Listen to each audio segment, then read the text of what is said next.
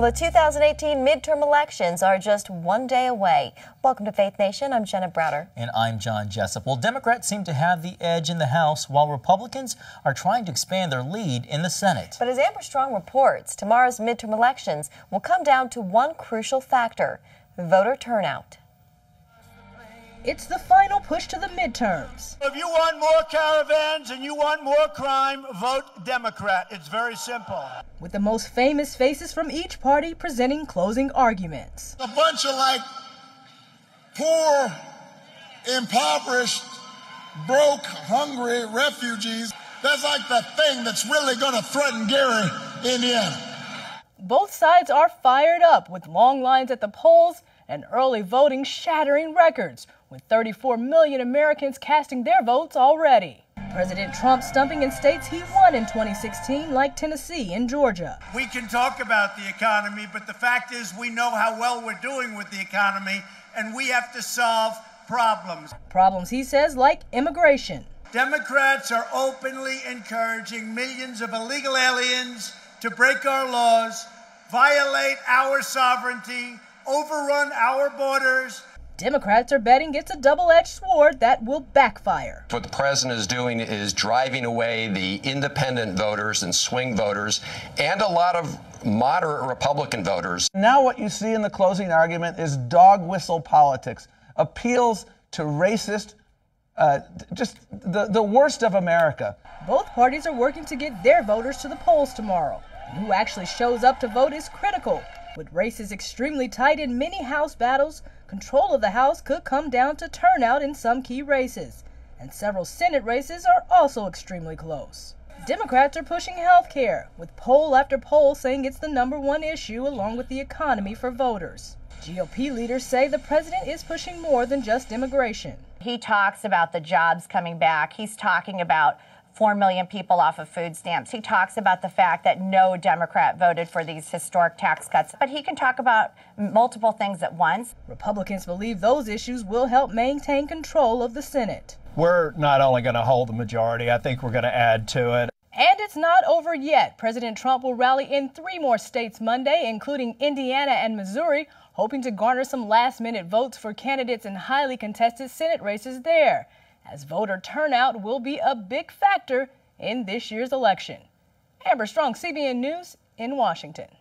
Well, for more on those midterm elections, Capitol Hill correspondent Abigail Robertson joins us. Abby, help break it all down. What is actually up for grabs tomorrow as we look at these races?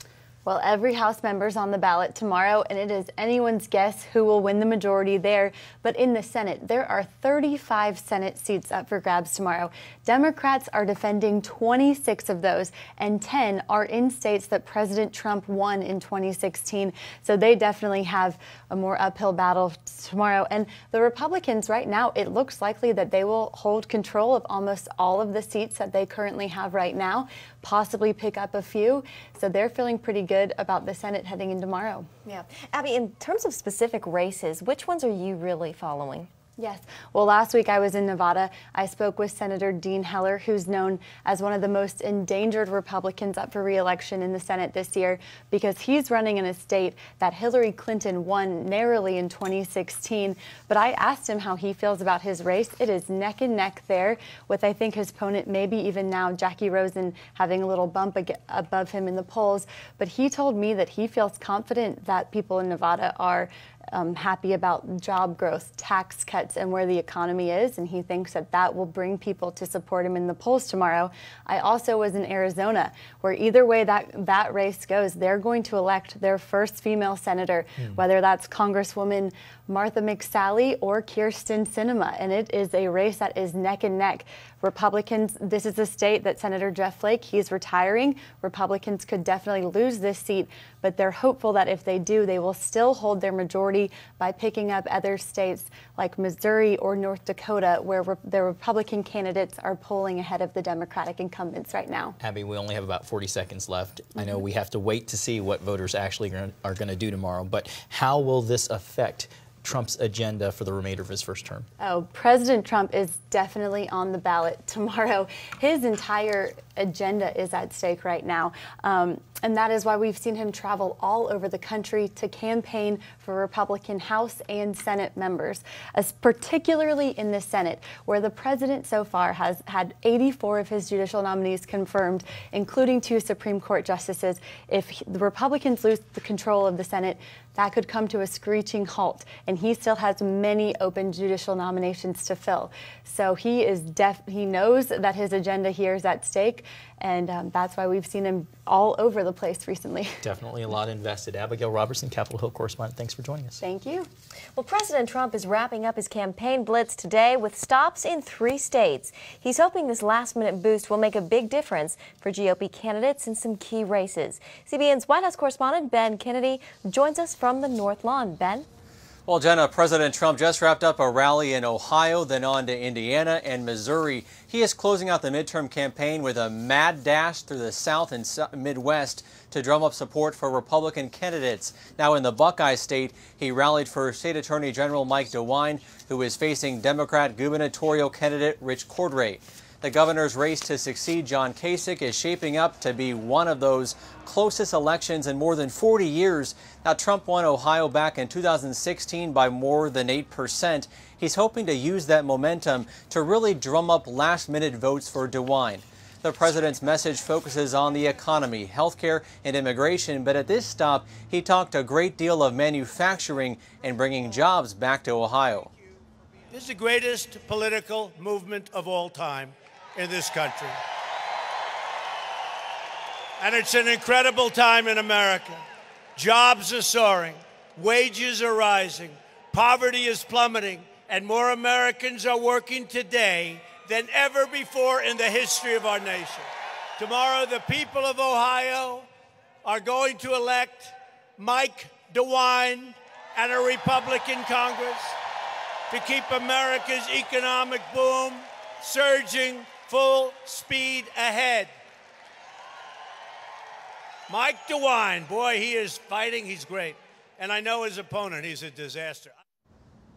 Now, Trump will close out his rally tonight in Cape Girardeau, Missouri, a mere hours before the polls open on Tuesday. As of last night, nearly 35 million voters already made their mark. Voter turnout is set to break records for midterm elections. More than 80% of voters surveyed in a recent ABC News Washington Post poll revealed both Republicans and Democrats say they will definitely vote. Now, before leaving D.C., Trump fielded some Q&A with reporters where he said he thinks they're going to do very well in both the House and the Senate to maintain control. John? Well, Chief Political Analyst David Brody joins us now on the campaign trail on the final day with Vice President Mike Pence. David, what is the closing argument that Vice President Pence is arguing to voters? Well, basically, it's Democrats are going to do all sorts of damage if they take control, from the economy to immigration on down. And they're here, I should say they, it's not they, it's he, Vice President Mike Pence in Montana, northwest Montana. That's where we are, John. Just flew with him on Air Force Two, and he's talking all about that situation, the fact that Democrats are just going to be no good when it comes to any sort of agenda that Americans really want. And it's an energetic crowd here in Montana for sure. So 2 big key Senate races, actually one there in Montana. And after this stop, I believe you're headed towards South Dakota, where he'll campaign for Kristi Noem, who's campaigning to be governor. That's right. We're on our way to South Dakota after this. Hello, I'm in the middle of a live shot. We're just doing a Skype shot. Thank you. That's live television, live Skype for you. Secret Service wondering, what am I doing in an airport hangar doing a Skype shot? That's okay. Keep it rolling. But anyhow, he seems to be content at this point. We're on our way to South Dakota after this. Kristi Noem running for governor there. An interesting choice. You would think he might go to a toss-up Senate race, but they're actually going there. And then, but before that, of course, he's here in Montana, and John Tester, the big race here. John Tester, the Democrat, in trouble to Matt Rosendale, who spoke just before Mike Pence today. So it'll be interesting to see how much they can actually defeat Jon Tester, because that would be a big win to take down a Democrat in a red state out here, because Tester is pretty popular. And one in which, if I recall correctly, Trump has been personally campaigning against Tester because of his initial candidate for replacing the Department of Veterans Affairs. David, what's the mood among the vice president and his team? Are they feeling pretty confident heading into Election Day? Really confident, John. As a matter of fact, we flew with him, as we told you, on Air Force 2 out here, and I had a chance to speak with him. I had a chance to speak with him a couple of times on the plane, and he looked really relaxed. They think they're gonna win the House, or keep the House at least, and then we'll see. It's starting to rain here, by the way. I hope my hair is holding up. But anyhow, beyond that, yeah, and they also think they're going to do well in the Senate. So we'll see. But very relaxed out here for sure. Actually, I should tell you, John, we're going to do an interview with the vice president as well, which you can see on the 700 Club on Tuesday morning. And, of course, we'll roll it out online and, of course, later on the news channel, too. David, you beat me to the punch. I was just about to say I'm going to give you 30 seconds to plug where people can watch that interview, but you did a great job. So thank you for doing that job for me. Well, John, you might imagine that, of course, I was going to plug. If it involves me, I was going to plug it right away. We can always count on you to do that. David Brody, thank you so much for joining us. David, reporting with the vice president on the campaign trail in Montana. Thanks, John. Well, CBN News political analyst John Waggy joins us now for more. John, polls, they show the Democrats likely to keep the House, but how reliable do you think these polls are? I mean, I'm thinking back to 2016 when they were proven pretty wrong. Yeah, you know, some polls are accurate, some polls are not, and we don't know which ones are and which ones aren't. And I don't think, Jenna, that even the pollsters know which ones are and which ones aren't. So you've got all these people on networks and that sort of thing, putting the generic ballot up on a graphic every 5 minutes, and okay, the Democrats are favored on a generic ballot. What does that have to do with the 435 individual House races that we've got going? I don't think anybody knows, and they were off 3 to 4 points last time in a presidential election. So combine that with a lower turnout than you would normally get for midterms, and who knows how this is all going to shake out. Yeah, John, are there any specific races that you're looking at in particular, and what upsets do you think we could potentially see? Well, I'm way out on a limb, Jenna. I picked Republicans to gain 9 seats, and that's an awful lot of seats. And so, yes, there are upsets. One in particular would be Michigan, where I picked John James to defeat Debbie Stabenow.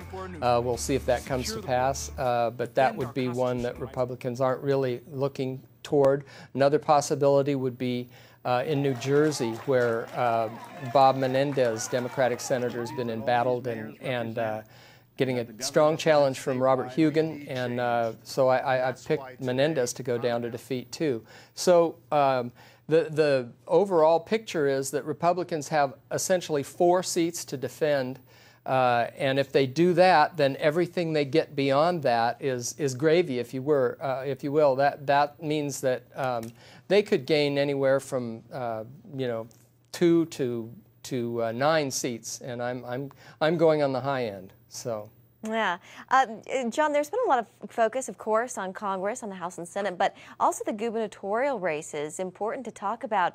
Down in Florida, for example, that's one that could be really close. In Georgia, we saw Oprah out on the campaign trail for the female candidate there. What races are you keeping a close eye on in these gubernatorial races? Definitely the 2 you mentioned in Florida and Georgia, especially Florida, because we're talking about 2 very divergent views of the world, pretty much collectivist, socialist worldview against a more traditional conservative worldview. Also, the Georgia race is very polar opposites ideologically, but really, Jenna, every governor's race, especially in the big states, is important because governors help shape the battle for redistricting and that sort of thing in their home states, and that's going to be coming up, the census in 2020. So it's a big deal, kind of flying under the radar screen right now because we're so fixated on the House and the Senate, but there are lots of interesting governor races around the nation. Yeah, it could be telling for 2020 as well, and in the presidential election. John, what do you make of President Trump out on the campaign trail? In less than a week, he'll make 11 stops before the midterms are said and done.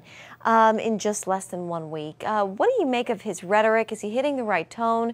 Is he speaking to the right audience?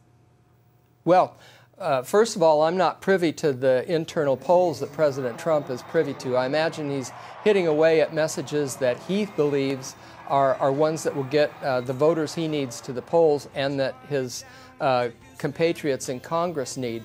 So we're talking not trying to appeal to the whole electorate at large in this election. We're talking about several key districts around the country and several key voter groups that he's trying to bring to the polls. So I think he has been hitting a lot harder at the incredibly good economic news, and that's something that he'll continue to sound for the next 24 hours, or actually now it's about 18 hours.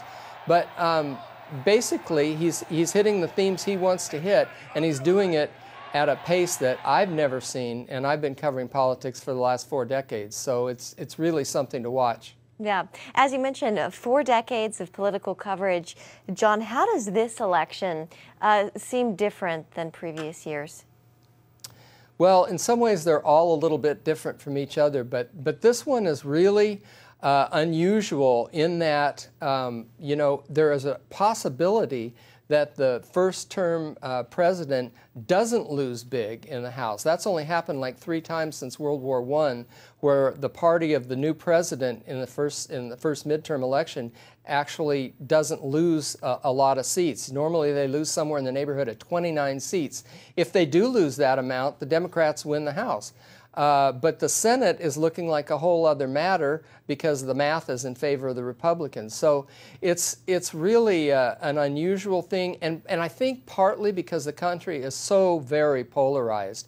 And if they split and one side wins the House and the other wins the Senate and Trump continues to control the White House, we're going to have divided government and a lot of acrimony over the next 2 years, as if we didn't have enough in the last 2 years.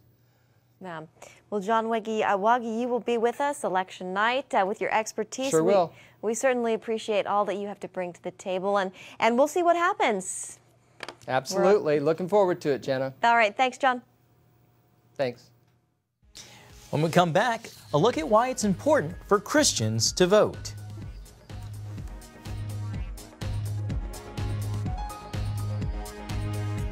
Welcome back. Early voting has been taking place in many states across the country in the lead up to Election Day tomorrow.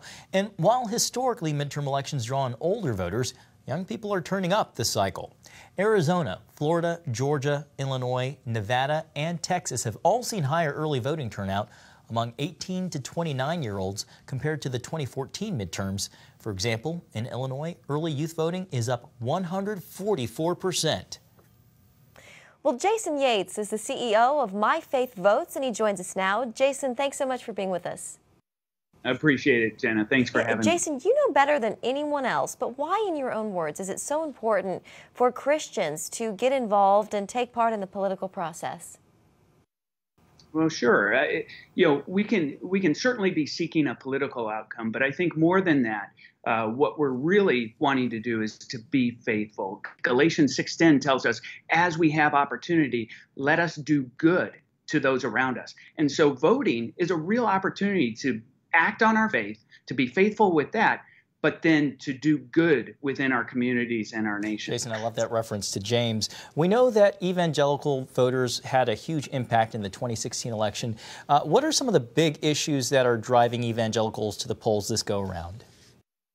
Well, I think there's been some great movement in the life movement and really protection of life. And so this continuing that momentum, building up a Congress that supports life. We've seen great strides with religious freedom, and the judges we've been able to put onto the court that respect religious freedom, are conservative and constitutional. And the more that we can, congressmen and senators that will support those efforts, the better that will be in those efforts as well. We know that evangelicals make up a big part of President Trump's base, Jason, and that usually they're pretty consistent when it comes to voting and turning out. But what is voter turnout really like among Christians, and do you think that they will in fact get out to the polls this time around? Wow. It's a great question, because at the beginning of this year, we projected that 51 million Christians would not vote in this election unless we did something, right? And that's the whole purpose and mission of My Faith Votes, to motivate and equip Christians to vote. But unfortunately, Jenna, what I would say is that Christians don't look all that different from the rest of the population. But what we are seeing in both the primaries and the early voting, there is high turnout on both sides. And so what I predict is we're going to see record turnout. It's not, of course, what I think we would hope. I would hope 100% of Christians would be out voting and bringing the good of their faith into the communities and the nation. And we're working hard at that. And we've got a lot of great tools on our website, myfaithvotes.org, to help Christians understand the issues and be equipped to vote. Yeah. And Jason, just a little bit more about the work that you all do there. Just tell us about really why it's so important, especially in this midterm election, that these evangelicals or just Christians get out and vote, and just a little bit more about your efforts.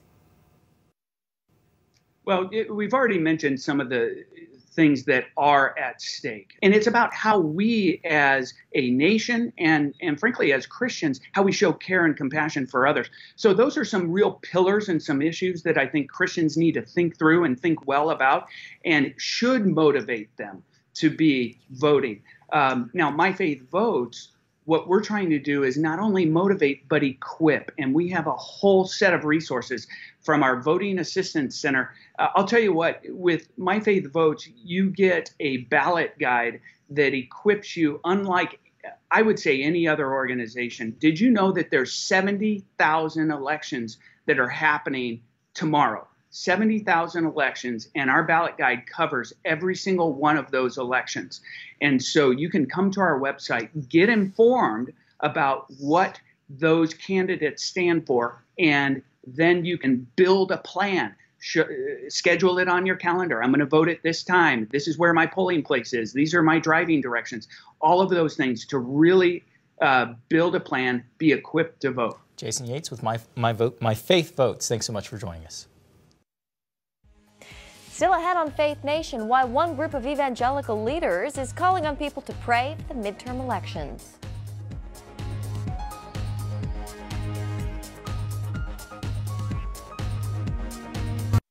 Watch live election coverage on the CBN News Channel, Tuesday, November 6th from 8 p.m. to midnight.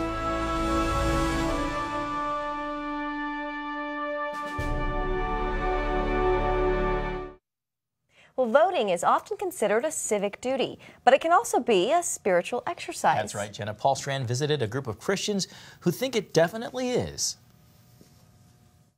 This year, there's certainly been a push to make sure people get out and vote. But for believers, there's another major emphasis, making sure you rise up and pray. Folks at Hope Christian Church outside Washington, D.C. felt so strongly about prayer as a focus that they hosted the Rise Up conference just before Election Day. The key difference being that voting is about what you want, while prayer is about what God wants. We need to pray in God's priorities and God's agenda. But the challenge is we have to do it in unity. Cindy Jacobs of the intercessory prayer movement, Generals International. Well, God is not a donkey or an elephant, right? You know, he's the Lamb of God. So, you know, whichever party, you need to pray and vote biblical values, but please take time to pray today. Christian leaders gathered here to do just that for an entire day and evening before the final votes in these midterms would be cast. We believe God has got some great things in store for America if we will vote according to his will. We are his mouthpiece of his will in the earth. When we pray, we're bringing the will of God from heaven to earth. And so if we don't pray, we're going to miss it. I believe we are under a mediated judgment from God right now. Jackson says God is working to unveil national sins, like those revealed by the Me Too movement, the trouble between the races, and the upheaval over economic inequality. I believe the Bible has a way of dealing with all these, but the church has to step up. So what you're going to find is people are going to be exposed, people are going to be removed, and then others are going to be promoted. And I believe we need to pray in the right people. I just want to encourage everyone to rise up, that's what we're calling our prayer day, and just go make your voice change a nation. Voting's pretty much wrapping up, but praying, you can do that anytime. God likes to hear from you, and the nation certainly needs it. Paul Strand, CBN News, reporting from Hope Christian Church, Beltsville, Maryland. We definitely need prayer. The one thing that I really like that Cindy Jacobs said is that Christianity is not about an elephant or donkey, it's about a lamb. Yeah, absolutely. Well put. Well, that's going to do it for tonight's Faith Nation. Have a great evening.